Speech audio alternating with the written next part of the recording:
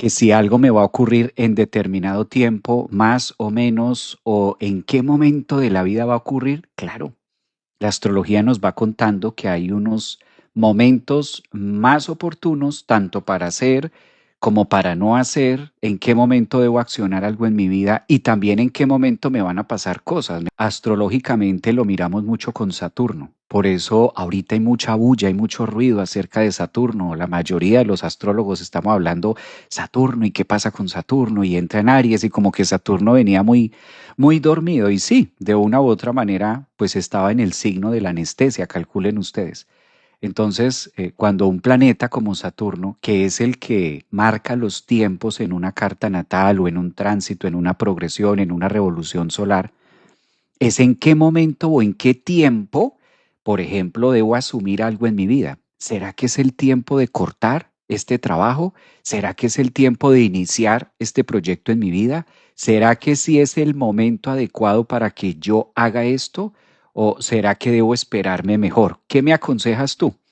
Todas esas preguntas que se hacen en una lectura de carta natal, de carta astral, pues la manera de poderlo determinar desde el punto de vista astrológico es siguiéndole la pista al tiempo. Y el planeta que rige el tiempo en la astrología justamente es Saturno.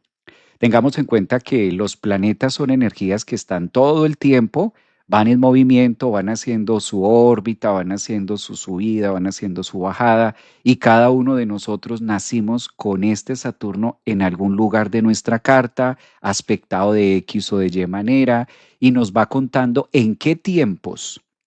Y cuando digo tiempos me vuelvo literal muy reloj.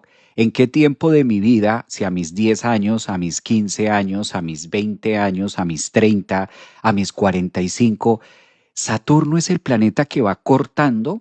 Su función es ir cortando esos periodos, esos tiempos, de decir, aquí se debe vivir esta experiencia, aquí se debe vivir esta sustancia. Llegó la hora de hacerte cargo de ti. Llegó la hora de hacerte cargo de otra persona. Cuando, por ejemplo, somos mamás, cuando somos papás, entonces llegó el momento de asumir la paternidad, llegó el momento de...